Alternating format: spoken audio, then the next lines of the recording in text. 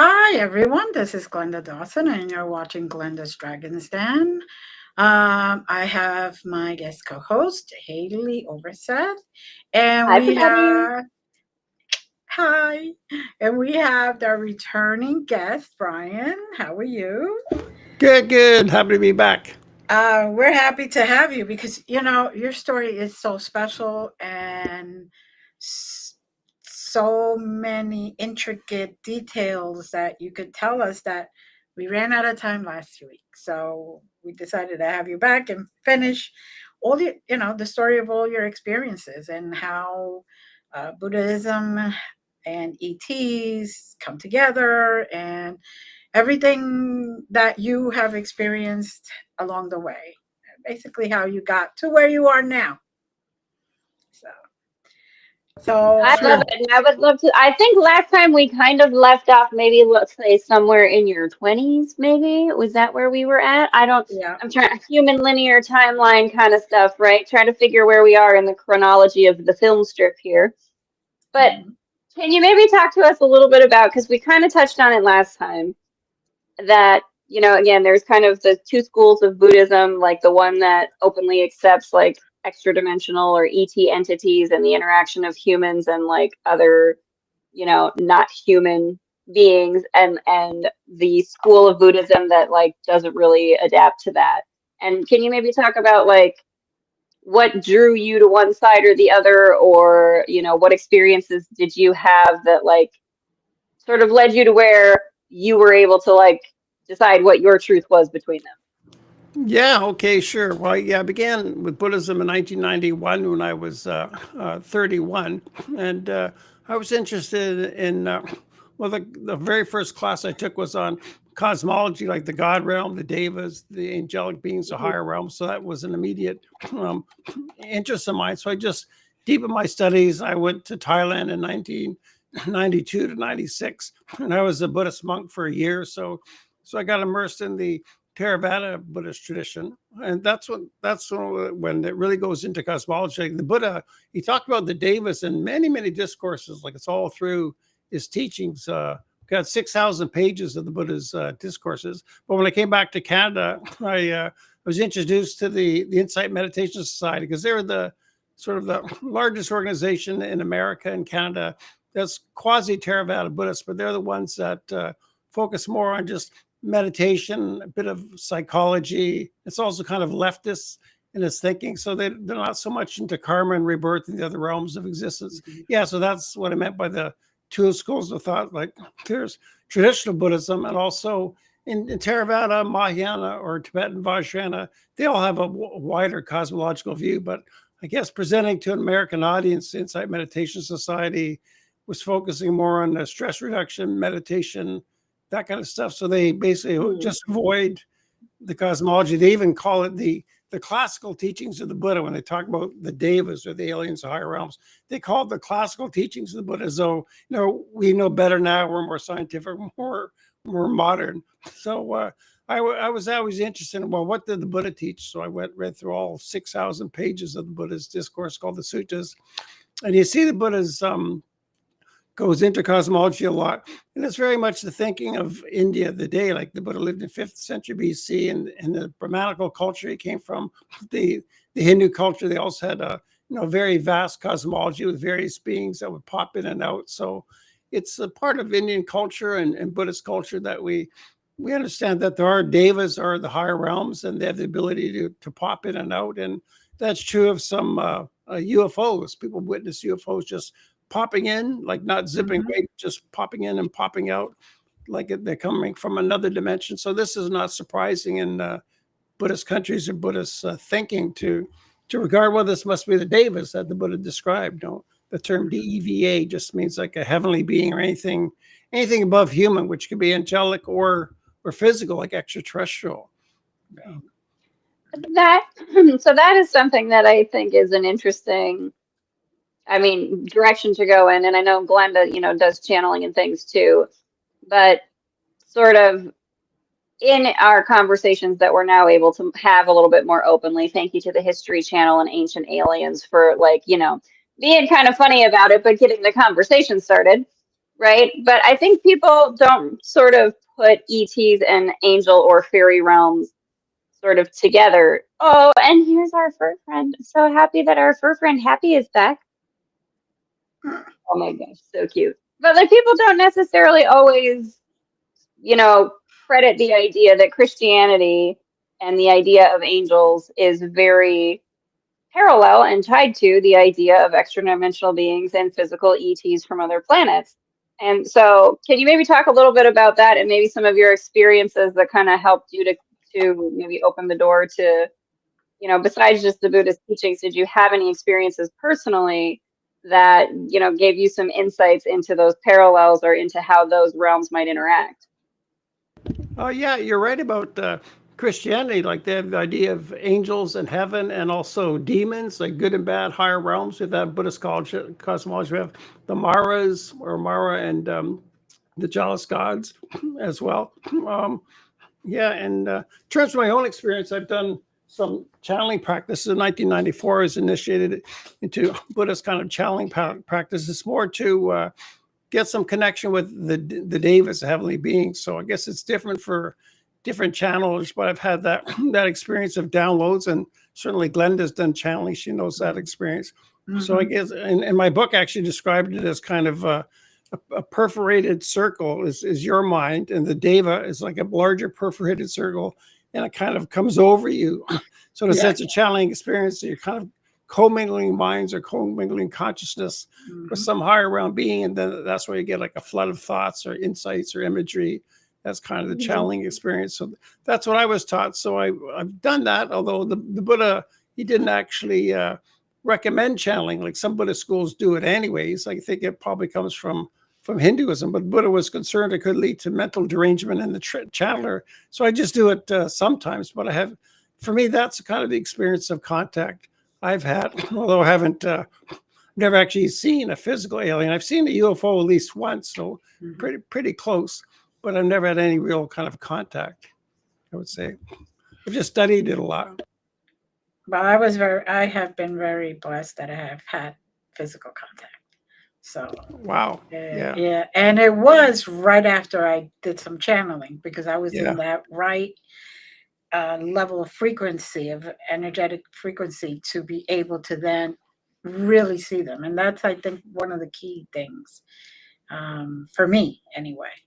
So it was very interesting. Yeah, I agree with frequency. Yeah, that's largely a big part of it, frequency. Right.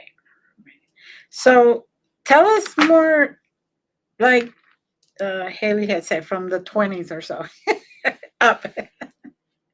Well, I guess, I was 31 when I discovered Buddhism. I guess that's when I got more focused on a spiritual path, more of a full-time endeavor. By 1992, I quit my job. I was selling mutual funds for 8 years. And then I moved to Buddhist Center, first in Vermont, and then to Thailand. Became more of a full-time sort of spiritual path. And then I was teaching it for over 20 years when I returned to Vancouver. I've actually published 3 books. The recent one I just published, this one, Theravada Buddhist Exploration of Meditation, Karma, Rebirth. My publisher's in India. They just recently published this, but I just want to show you, I have a visual illustration on page 123. This shows the levels of heaven. There's these are the realms of existence. There's the God realm, human realm, jealous God realm, the hell realm, animal realm, and ghost realm. So these are like the 5 realms of existence. And this page here is a blow up of the God realm, the heavenly realm. So, but it describes the center sphere with 6 lower heavens, and then the fine material sphere of these Brahmas, these vast beings, and then the formless sphere. So the Buddha is very detailed with 31 planes of existence. So I go into that in the book, a bit of the cosmology. So that's right from the Buddha. Yeah. So in terms of my experiences, I guess it was more in the 1990s, my 30s, that I got into channeling in the formal sense, although it did occur to me since I was a teenager, since I was 17, and several times in my 20s. But I didn't understand what it was. It was this deep, personal, magical kind of mystery. Like it was my greatest moments, these heightened states. And I'm sure people who naturally channel probably go through that confusion, like, what is this? Yes. But Buddhism sort of explained what it was in terms of the bigger picture. And it kind of gives you an idea that your world isn't as little as you think it is, because all of a sudden Yeah. all these things open up, and you're even seeing the drop on those flowers in a different way, the raindrops and everything. So Yeah, vast mind had that idea of a vast mind, mhm, unspeakable power, unspeakable vastness, that sense of that. right. Yeah, you probably know what that's like. Yes. So you started teaching, you came back to Canada, you taught. How did that go? I mean, did you find that people were really open to the idea, or did you find that people were coming but kind of hesitant? I found it went quite good. Maybe it's because I'm on the west coast of Canada. Vancouver is a bit more new age, a bit more open, you could Right. say, than the center of the country Hmm. or Ontario. So when I was first hired at the Vancouver School Board to teach night school courses on Buddhism, I think this might have been the first time we've ever had this in Canada, like adult courses on Buddhism, because the woman, Connie, who hired me, she said, name was Connie Gibbs. She said, well, people can find Christianity by going to churches, but there's not many Buddhist institutions they can go to. So she thought it kind of justified doing it in night school courses. So Yes. the interest was there. And she said, after a few years, it just keeps going on and on and on. Like I taught 20 years in night school, 17 years at the Vancouver School Board. Some courses just go for a few years and fizzle out. But Hmm. the interest was there. In my first book, Freeing the Buddha, I've got a one chapter on channeling. So this is kind of like a course book. And chapter 9 Right. was how to invoke Davis. So I would invoke, spend at least 2 classes on that, or sometimes a whole day course or a weekend retreat on the actual channeling type teachings. And some people in the class had remarkable kind of experiences. Like they would Mm. really connect with it in class. Like some people more gifted than others at that.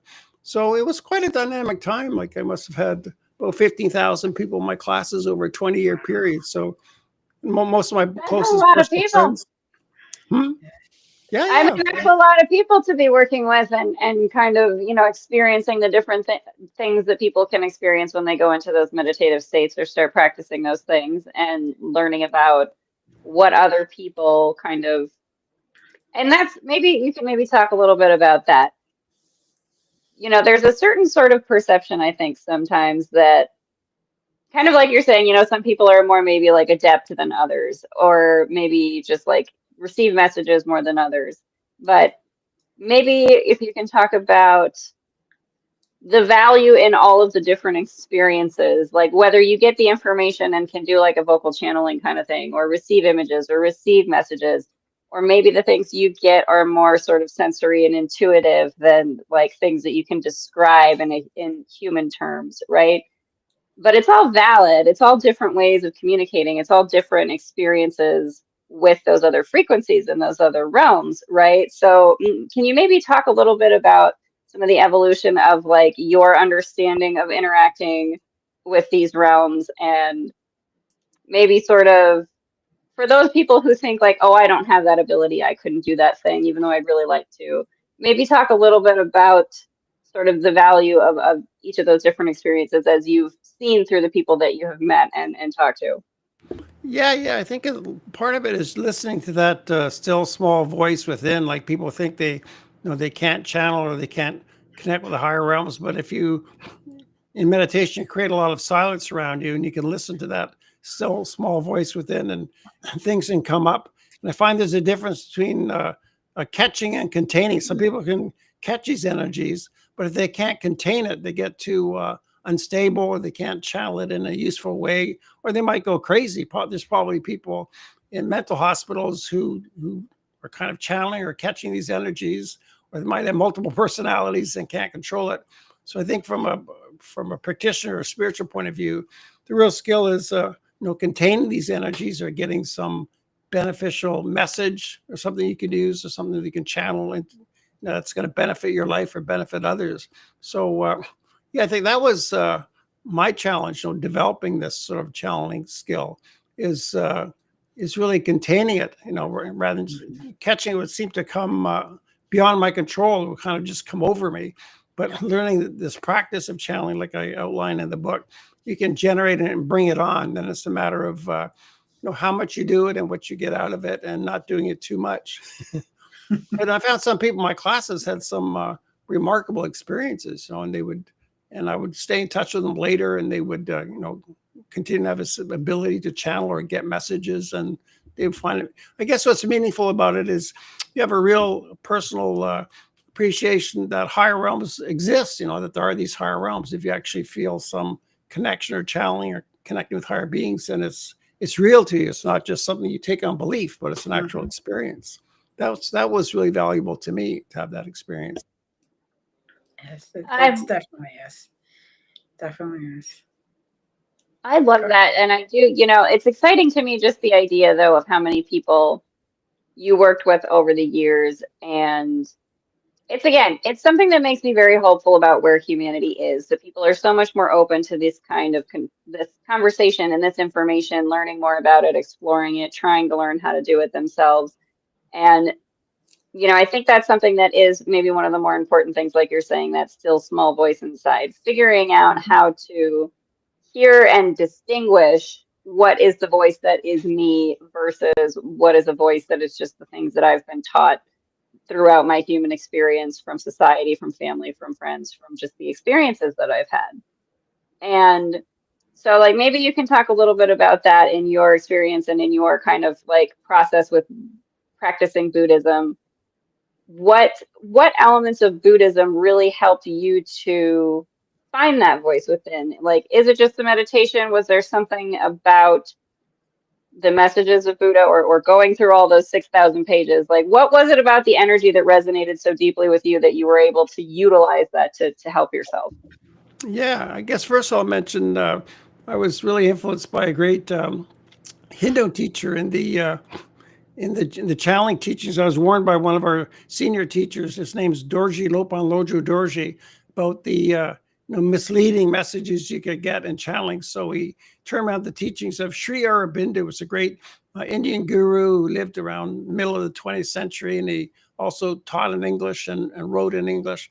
So he wrote very thorough, detailed kind of explanation of the different levels people go through. And I got about 10 pages of his teachings I copy right into my book on the channeling chapter. So he says, 9 times out of 10, you can be getting mendacious advice, like misleading advice from the devas. So it's good to have a skilled teacher that can guide you through this. It's kind of like a minefield of the higher realms. You might be getting, misleading advice or taking you other directions, or you might have a realization that's not as great as you think. You might think you're a fully enlightened being, whereas you've only gone part of the way. So those are really good warnings. So that's part of my class and part of my book to warn people of the channeling experiences. But as for the Buddhist teachings themselves, I'd say they're more practically oriented. Like the Buddha said, he basically taught 2 things: the nature of suffering and the path to the end of suffering. So the Buddha's first noble truth is there is dukkha.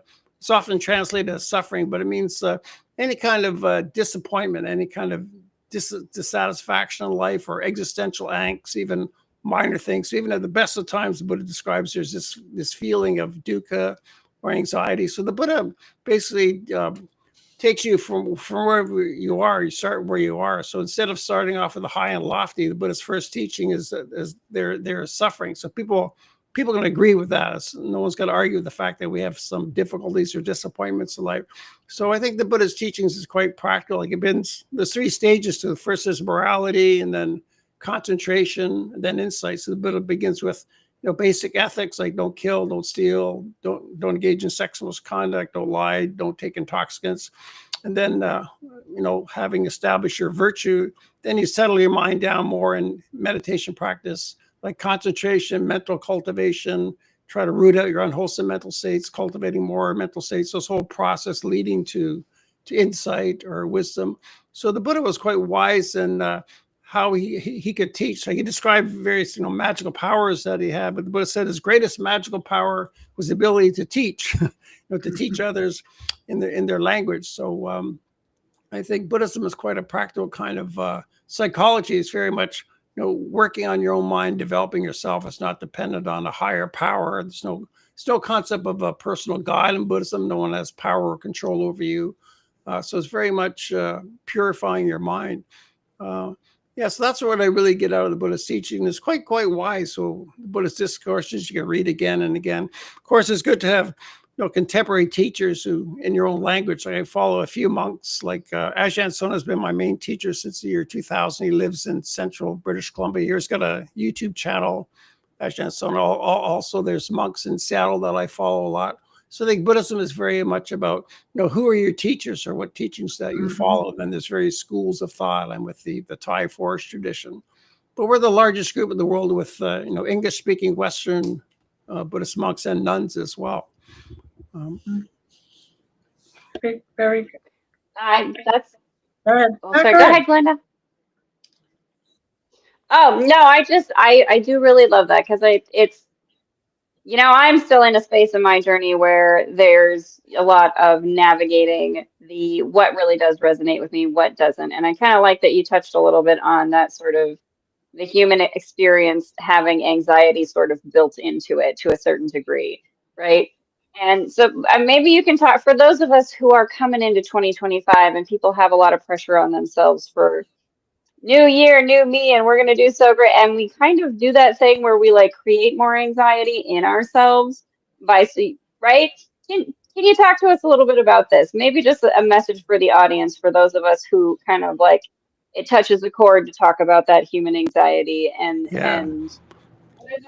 what are the things that we can do to kind of help ourselves allow that to be there, accept it, love it, and continue to move forward and ascend ourselves personally. Yeah, that's true. Like all of us have anxiety, even when things go really well. They might not have gone well. So back in your mind, there's always anxiety. Well, I think 95% of our problems can be just dissolved. So anxiety is so much about our thoughts going in our mind or worrying about things that never happen. So anxiety is a mental state. So it's good to recognize it as a mental state, then use the Dharma, the Buddhist teachings to work with the anxiety. So it's not so much about changing the outside world. So there's meditation practice, not just in formal sitting meditation practice, but all throughout the day. You keep a vigil over your mind, you watch your mental states. For me, the practice, at least the Buddhist practice that I use the most is the metta meditation, or the term for loving kindness meditation, where you're developing thoughts of friendliness and goodwill, and it basically displaces aversion, not just anger, but even depression is a form of aversion. It's like not liking things the way they are. It's any kind of pushing away. So I find the loving kindness contemplation, it helps me the most. It cheers up my mind the most. So I do it every day, and throughout the day I reflect on it. There's an actual discourse of the Buddha on discourse of loving kindness, about 2 pages long, that I memorize. It's good to have some of those teachings memorized and you just repeat it to yourself. It's also like a guided visualization practice where you bring up imagery in your mind that create that feeling of friendliness, happiness. Like you can think of a favorite pet that you've had in your life, and imagine holding your pet or petting the pet, extending friendliness to it, and then think of the people that are closest to you, spreading it around.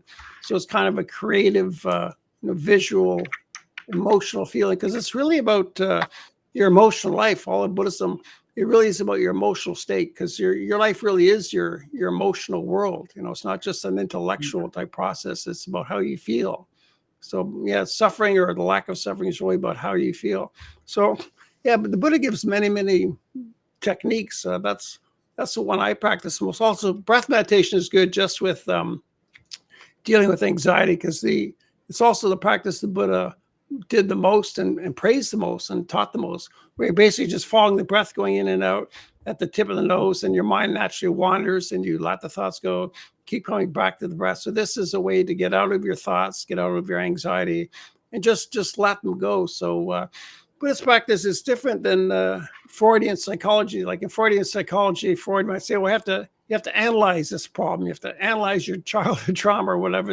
But in Buddhism, the Buddha's just saying you can just knock these thoughts out. If you have anxious thoughts or negative thoughts, you don't really have to explore them, because it's sort of an endless chain of thoughts would just lead to more thoughts. So it's more of a process of just knocking them out and replacing an unwholesome thought with a more wholesome thought.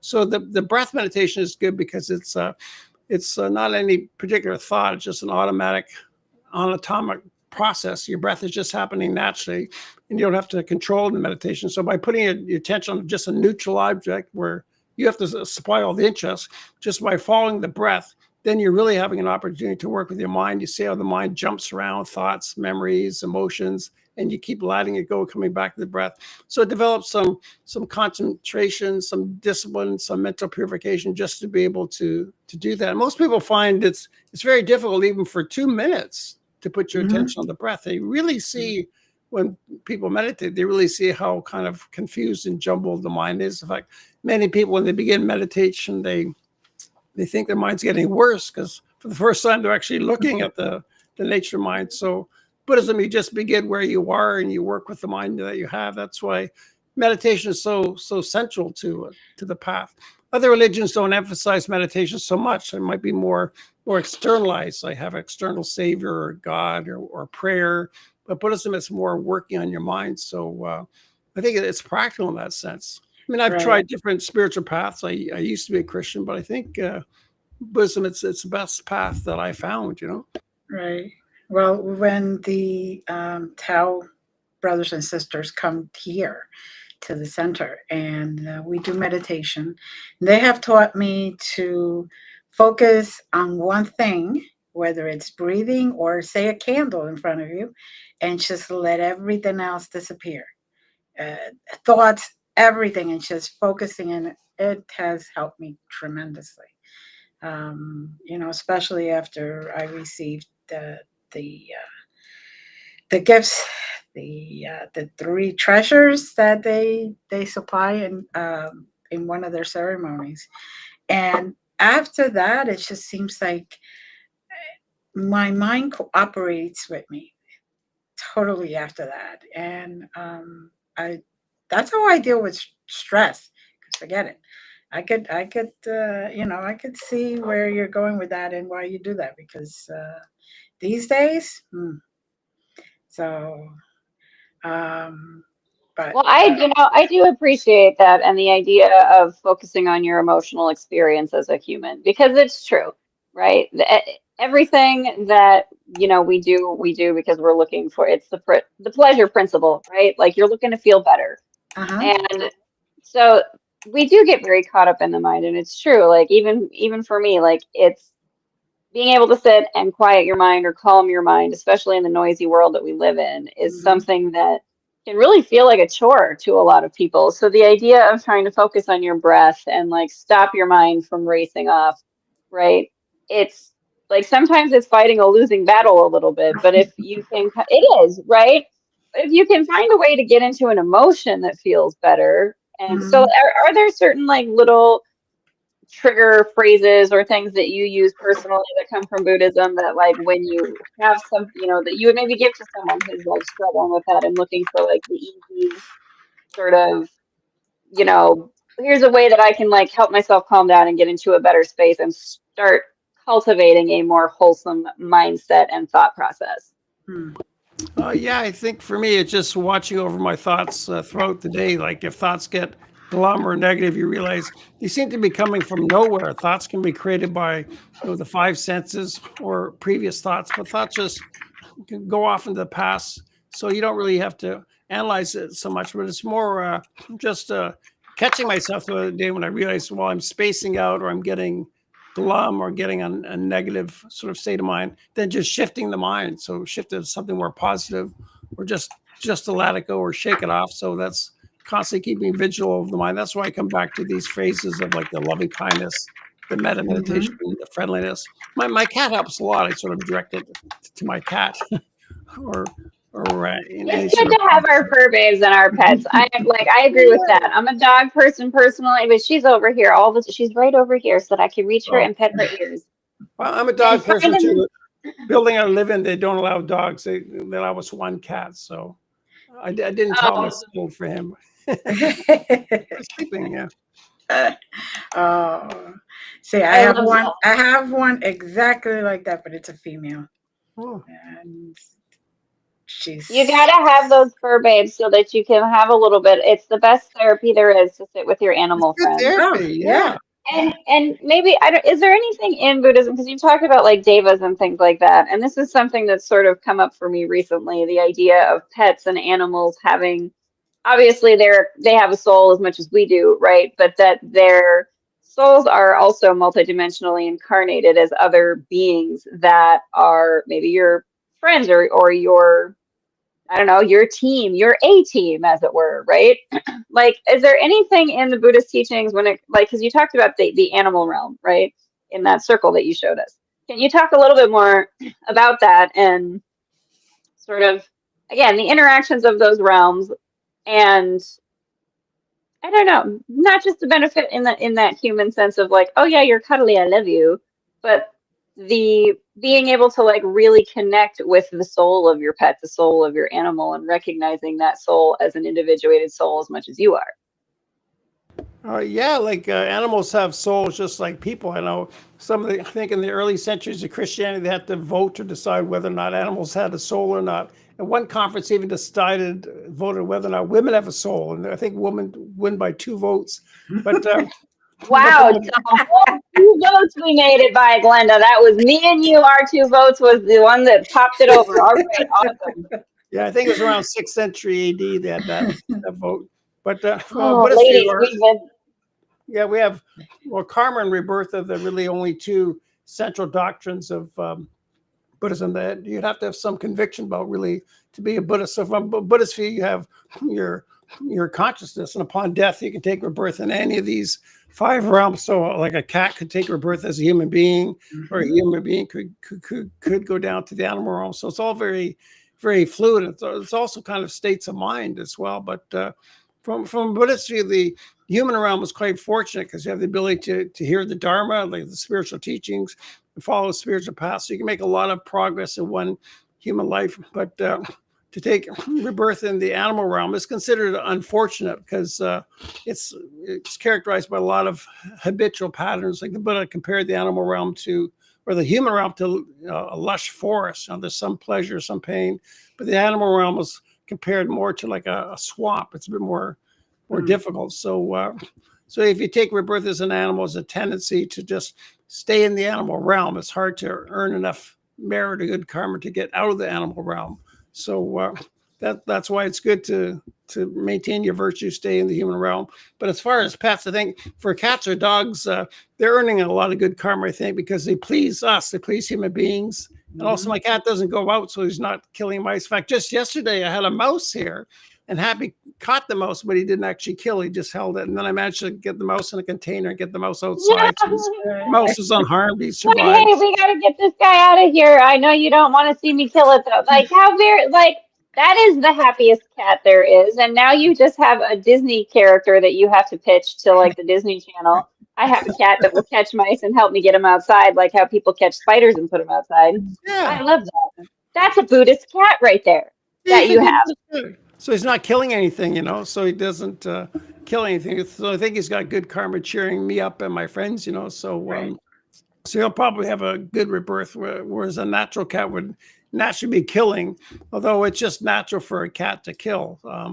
But yeah, that's why the Buddha described higher and lower realms. Like an animal realm is considered lower than the human realm.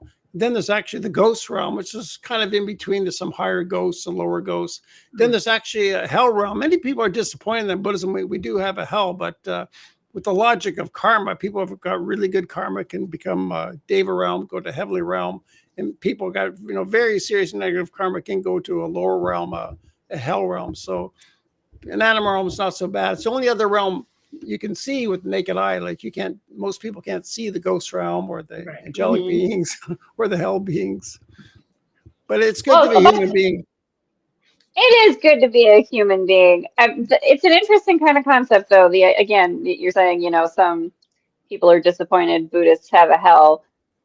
I kind of, I don't know if anyone's familiar with the show Lucifer, but like I kind of go to like the example of that show where Lucifer overlooking hell doesn't create bad things. It's not a place where something is like you're put there and tortured after being bad. It's you place yourself there. You've chosen to be there, and the hell that you are experiencing is what you believe you need to be punished for. So even your experience of that sort of hellscape is one that you've created. So it comes back again to like the mindset in your mind like as a human being, you can put yourself into the hell realm just by having those thoughts that are like negative loops that keep you in a space of that anxiety energy, that depression energy, all those awful things, Mhm. right? It is where you place yourself, right? Because everything is here and now. So you as a being like are experiencing your human self, but you could be a consciousness in any of those other realms at any point if you, and maybe you can talk to me about that a little bit, because this is a question, and Glenda, talk to me about this too. This is a question that comes up for me, like, what proximity am I to this or that other parallel existence of mine that allows me to channel these beings that I am connected to? Or what proximity am I to the ghost realm where I am a ghost from, the Victorian era or whatever?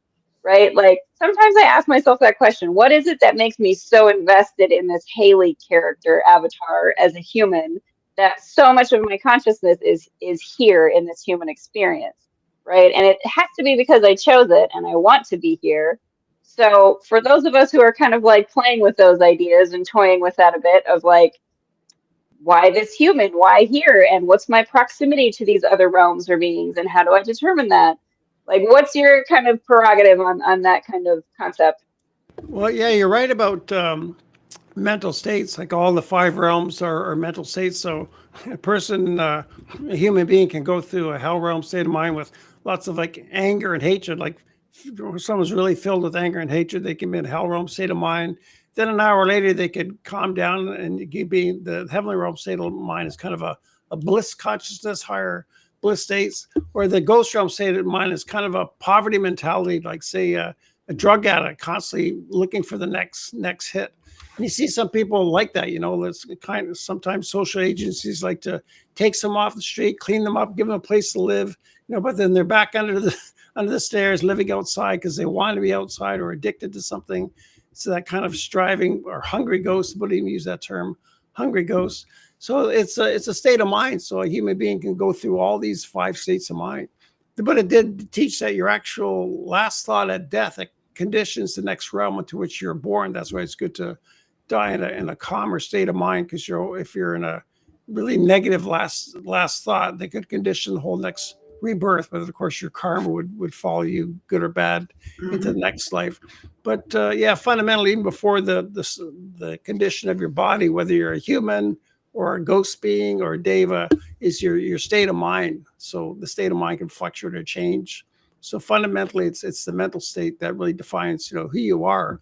And there's a constant state of change as well. That's why Buddhism is kind of unique with the idea that we don't have a self, in the sense that there's no permanent abiding identity. Or identities, I always say, have changed and flux. Like when you're a 10-year-old, you're a different person than you are now. So there's always a state of change and flux. Everything about you is in a state of change. That's what's meant by no self in Buddhism, that you don't have any core identity, that everything's unstable and changing. Yeah, so that's why I always really want to watch over your mental states and develop as much wholesome mental states as you can, and watch out for the negative mental states and keep vigil over them or try to minimize them. So it's kind of like a real psychology. Like we think of the Buddha as the greatest psychologist in history, in a way. I love that. Like, Freud, watch out. Buddha already had you beat before you showed up. I love that. That's one of the Yeah. reasons. One of the reasons why, even in hospitals, in the hospice section, they were allowing Reiki practitioners to go and give Reiki to those that are in hospice, because they wanted them to be in the best frame of mind and best energy level that they could be, even as they're transitioning, because they want them calm. They don't want them to be all afraid, because that could create the hell that you're going to. This is something that's kind of an interesting topic then, if we can maybe sort of just follow this thread just a little bit. The idea of that sort of death transition that like humans a lot of time can be really very afraid of, right? And it is something that varies among cultures. I think in Western culture, and this is sort of something that I find interesting, the idea that, and there's a book that I read that kind of outlined this. In Western culture, we've become very separate of death and that transition process. You have funeral directors, you have other people who take care of your family members who are sick, you have other people who prepare the body when they pass, you have other people who deal with the burial and it's very sort of clinical and separated, whereas in other cultures, the family is very intimately involved in like the end of life care of a loved one, in the processing of the body once they pass, and the burial and all of those processes. And in those cultures, tends to be less fear of death, right? Because you have that relationship with it where you experience that kind of transition and it doesn't become a fearful sort of thing. Can you maybe like, and I don't, again, this is, and I have some questions on the ghost realm too. So we're going to like, I'll do my best, but start there. This is an interesting conversation to me. The idea that, you know, in Western culture, we kind of have become so afraid of death and become so afraid, therefore, of illness, and so attached to things like the pharmaceuticals and all the stuff that we complain so much about in the medical institution, because we have this fear of death, but we've separated ourselves from the experience of it in a way that becomes very fearful, and we don't give ourselves the opportunity to help someone transition and be in the best kind of space, especially those who are very close to us. Yeah, I think one of the big problems in the West is the scientific materialism thinking. I think it really rose during the Industrial Revolution in the 1700s, people thinking, well, science will give us all the answers. So I guess there's also a globalist kind of promotion of the atheist idea, like say communism is an atheist philosophy that you don't have a soul, you're just a cog in the wheel, work as the world unite. So communists and scientific sort of reductionist materialist thinking, which is common in the West, is there's just the physical world, there's nothing left, and when you die, that's it. So that's a cause of fear for a lot of people. I know I got 2 brothers and 2 sisters. One of my brothers and one of my sisters are reductionist materialists. They think the body, that's it. When you die, you're annihilated. So that can create some anxiety. And I was trying to convince my sister, well, there is evidence, you know, like at the University of Virginia, Dr. Ian Stevenson conducted studies of over 3,000 little kids, memories of the previous life. So there's some scientific evidence for this.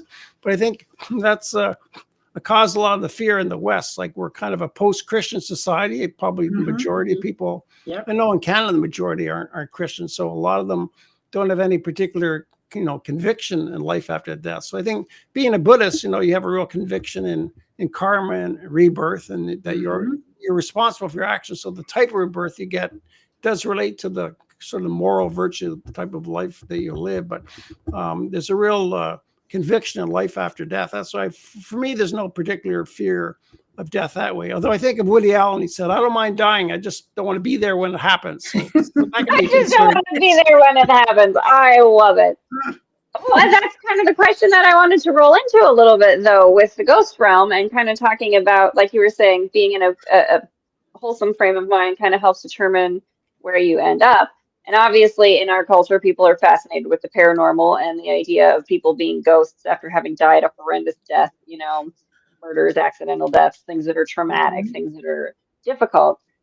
And like, can you talk a little bit about like what the Buddhists have to say about that kind of situation where, you know, the end of your life is an unexpected one and a traumatic one, and so you inadvertently, or not of an intentful, you know, mindset, go into the ghost realm in that kind of way? Yeah, actually, it's quite common to go into the ghost realm.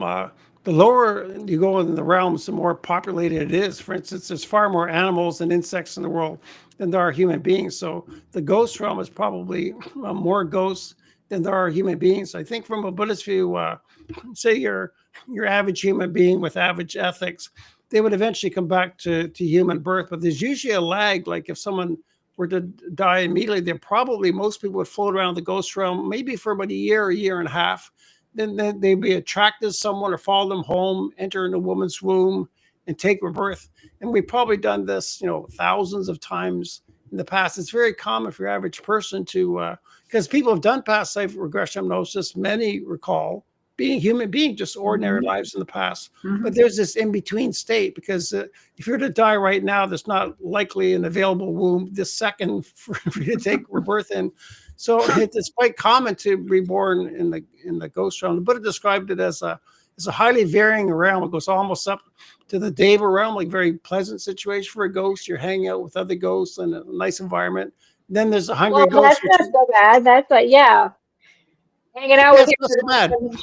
But yeah, okay, but then there's the hungry ghost. You said that before, and that's a term that I know I've heard before, but talk a little bit more about that. Yeah, well, yeah, I can go almost down to the hell realm, the ghost state, where a ghost is quite isolated, or some people have witnessed repeating ghosts, like ghosts from the Civil War, particular areas where people see the same ghosts moving around and around, or they see ghosts dressed from a colonial era. So there could be some people stuck for like hundreds of years in sort of a mental loop in a ghost realm, like say a haunted house. So that can happen as well. So that would be someone taking rebirth in the lower ghost realm, whereas an average person might just be floating around for a year and hanging out with even dead relatives or other ghosts in some type of society, and then taking rebirth in the human realm. So there are some people that can see this. I've met people who could see ghosts and see them floating around. Often they would see sort of like isolated ghosts or ghosts that don't seem that happy. They see them in the street or in an alleyway. Like I haven't actually seen a ghost myself. I might have felt them. So the Buddha described it as a highly varying realm. And then Dr. Ian Stevenson's research is probably the best scientific evidence ever for previous lives. And his studies, it seems to be about a year and a half is average period from time a person dies till they take a human rebirth. So a lot of examples of these little kids, as soon as they can talk, they describe, where they lived in the same village, not far away, than their previous name, their family members, a lot of details like that. And they do recall this in-between state where they're just floating around, hanging around. And it goes from basically have to kind of go through their life, see what they need to work on for the next one. Do they want to come back for that lesson, for that growth, and do all the negotiations up there and then come back. Although it's interesting that you say a year and a half. For me, it was all dependent. It's at least a year and a half, and it's all dependent on the actual soul, the spirit, that decides when to come back, whether to wait for a soulmate to come back or start fresh with a whole new soulmate family, I guess it would be. Yeah, it can vary a lot. Yeah. Right. So it's very interesting. I know there's in the New Age community, a lot of people talk about, you have these contracts. You make these contracts before you're going to be born. You're going to do this and that. For Buddhism, for a person who's generally kind of unconscious, or not that spiritually developed, it's more unconscious than that. It's Buddha describes being blown on by the winds of karma, like you're confused, what's going on, you're a ghost, then you just get drawn towards someone, you enter their womb, become their baby. So it's not like making contracts. So the law of karma, you could think of it that way, like the law of karma follows us from life to life, Right. So your karma will come back to you, good things will come back to you, negative things come back to you, but it's not like a consciously worked out contract. So Buddhism doesn't agree with that kind of New Age belief that we make these contracts. It's not that conscious. However, a more spiritually developed person might have some control over where they take rebirth, who they want to take rebirth with. They might have more of a choice. So it depends on a person's kind of spiritual attainment, I guess. Okay. That's one of the things that it's different in what I have experienced. So it's good. I can see it both ways. And now, out of all this that you have been taught and you teach or taught before, whatever,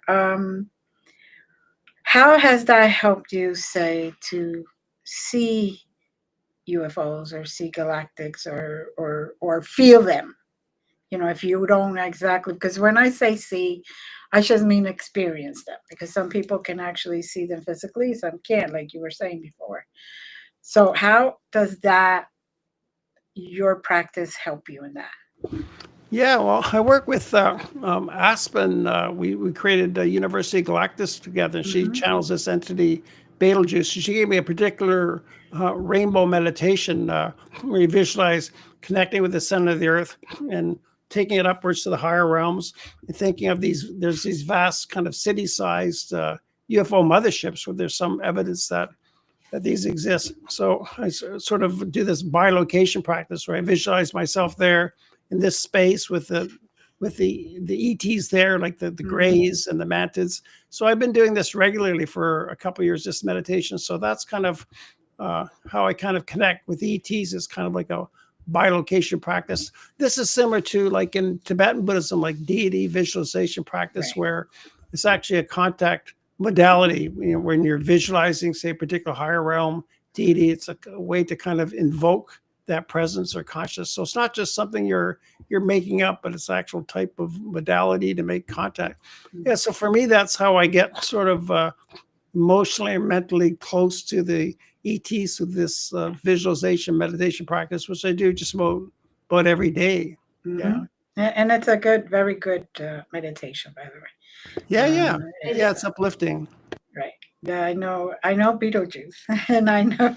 So I was gonna say Beetlejuice. Who doesn't love Beetlejuice? I love that. Yeah, but it's a little bit different Beetlejuice. Yeah. She pronounces Beetlejuice to distinguish it from the movie. Right. So yeah, on our website, University of Galactus, we've got 3 launch videos where I host Beetlejuice channeling 𝓕𝓻𝓪, and she's quite profound too. Like you can tell, it's a real channeled message. So I've got a lot of respect for this entity. Most of the ideas of University of Galactus come from Beetlejuice. Yeah, no, definitely. She's very good at that. Very good. We used to channel 2 sessions together, and we used to channel together. She's amazing. Yeah. So, Good. Yeah. So tell us, where do you see yourself going from here? Well, I guess right now my main focus, my University of Galactus work is like the dean of this organization, mainly making videos. We just did one this morning. We did like a panel with 4 other experiencers. So yeah, I make videos all the time. I work like 50, 60 hours a week, raising awareness about the ET agenda for human advancement and try to dial down fear of extraterrestrials. So just part of the whole movement to raise awareness that of the extraterrestrial presence, and that it's a positive thing for the world, because a lot of people have negative thoughts about extraterrestrials, or their society is giving a lot of negative movies about it. So I try to like interview people who are experiencers, or people who've just done a lot of research in the field, and promote that. So I think it was like a lifelong work. I'm quite interested in doing this. Like I was teaching Buddhism for 20 years, and I gradually morphed into the whole UFO ET things around 2006 when I got interested in this. It's almost like I was living a double life. So I'm more interested in the ET agenda than just teaching formal Buddhism. I said to my teacher, other people can teach Buddhism. There's lots of other Buddhist teachers out there. Other people can teach meditation. But I think the ET presence in the world is the biggest issue in the world, the highest issue in the world. It's also something positive, because it's easy just to get negative about the world, all the political problems, all the wars, what's wrong with the world, but it doesn't really help to just keep emphasizing what's wrong with the world. So I think the ET agenda is giving something positive, and that we should raise our awareness and raise awareness about this and spread that to the people. So it's a positive message. That's really my commitment to emphasize what's good about the world. And I think also the 3 waves of souls described by Susie Hansen, I'd like to give her credit, because she really describes in her book, The Dual Soul Connection, at the end, the real process by which ETs are taking rebirth as human beings. And we see this sometimes now, what's called the star children. There's also others, which she describes as the concealed ones, who are assuming leadership positions within society in a good way to sort of turn the tables on the corruption that exists in the world. So I think this process is underway. The way the ETs are influencing the world, society, and politics, is more of these higher realm beings are taking rebirth within human society to bring about a change. So that's something people don't really think about much, and even in the UFO community, not many people think about that too much. So I'd like to focus on that and raise awareness about that process. So I think that's really what's been going on probably since the 1800s. This process has been gradually underway, because I think the ETs have a lot of time, they think, in terms of centuries, when they bring changes to the world. Our lifespans are short. Yeah, we think we're running out of time all the time because we have shorter human lifespans, right? So like they have a little bit more patience with things that are going on than we can tend to, because like, hey guys, we have a shorter lifespan. We don't have as much time to watch all these things as you do, and we want to get to the good stuff. Yeah. Like just today, I've been watching a video President Trump's son, Don Jr., is doing a video just today with 𝓕𝓾𝓪𝓷𝓻𝓽, who's investigated a lot about, downed UFO crash and bodies. And it's interesting. President Trump's son is really have an interest in this. But these people are always pushing for disclosure. We want disclosure now. But the E.T.s have a lot of time, and I think they think of it as a gradual process. Like since 1947, I think they're gradually giving us disclosure, but things have been ramping up, I guess, since 2017. They're disclosing more, talking about it more. So this is an exciting time, I think, for learning about the ET presence in the world. Well, I think what they want to do is kind of introduce the subject and get going. So when they do show up in their natural state in front of us, we don't all go hiding and, screaming. Right. We don't have the nervous system freak out that we're used to, again, with the anxiety. Get in your Buddhist, wholesome field, guys, and get your nervous system chilled out so that the E.T.s can come and hang out with us. Right. Yeah, exactly. So that's I think one of the things that they're waiting for is the human body to catch up. Yeah, and there's 8 billion people. So the quandary for me is, how do you spiritually develop 8 billion people? Like in the UFO community, we're kind of an echo chamber. So yeah, we're ready for, but there's millions of people that don't even think about space. Yeah, no, that's true. Yeah. How do you bring everybody on board when everybody's kind of caught up in the anxiety and the survival mode? Right, that's where the healing comes in, and that's where it's so important for those of us who, are interested in these things to put these conversations out there so people can have a space to go to it and start that personal journey of, okay, what do I have to do to help all of us get to a space where we're more ready for a little bit more interaction and a more positive outcome and a more positive relationship. And yeah, so it's good what the two of you are doing, making these videos, keeping the conversation in the public, and keep talking about this. Like we're all like foot soldiers. We're all the boots on the ground doing what we can for the bigger picture. And I think it's up to little people like us to extend the conversation and keep talking about it publicly, So it's great what you're doing. Exactly. Absolutely. Thank you. And we're so grateful that you come and talk to us too and share and help us to continue the conversation. That's why it's important for us to have guests like you come on. Yeah. So thank you, Brian. Thank you, Haleigh. Thank you to our audience. And Brian, as always, I'll catch you later in a different place. Yeah, you're inspiring to talk to. I really like the flow. The three of us really click well. I appreciate it. Yes, thank you. I love it. Thank you for being here. All right, guys. Welcome. As always, find us, look for us, share. You know where Brian can be found because it's all in the description. So, as always, have a great week. See you next week. Love you, everybody. Bye. Love you, everybody. Thank you so much. Bye.